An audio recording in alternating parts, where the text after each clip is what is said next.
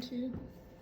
Hi, it's Gabrielle from BOS Gardens, and I just want to talk about plant cuttings because sometimes you really want to plant, but you don't want to go buy the $70 or $80 or $100 plant at the nursery.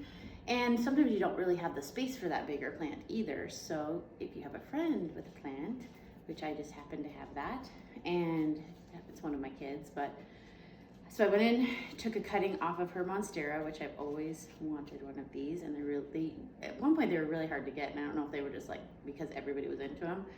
So basically, what I did is I took a cutting below this little root node, and it's poking out, so it's ready to start re-root. It would have been re-rooting in the pot if I had left it, and so I made a nice clean cut here. And then I'm gonna put it in clean water. And basically, you need to keep the water clean. You can use what's it called, a root compound or like a starting gel or powder or something in the water. But since this is already starting to root, we're gonna be good.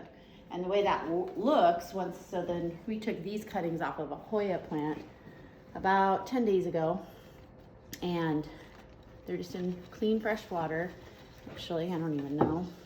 Maybe I should lay this one down and I'll show you what they're doing. So these were just clean cuts that are now rooting. So each one of these will become a plant.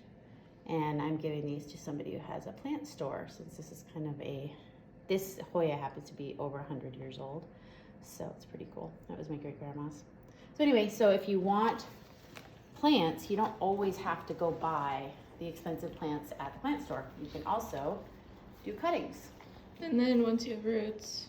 Yep. Yeah, and then once it has roots, then you just make a pot of soil just like you would with any other and plant it in that soil and then keep it moist and make sure that it takes to the soil and just be really nice to it. Never put it in like bright sun because it's obviously growing, so even if it was a bright sun plant, give it a little bit of time to get established. That's it. Have a great day.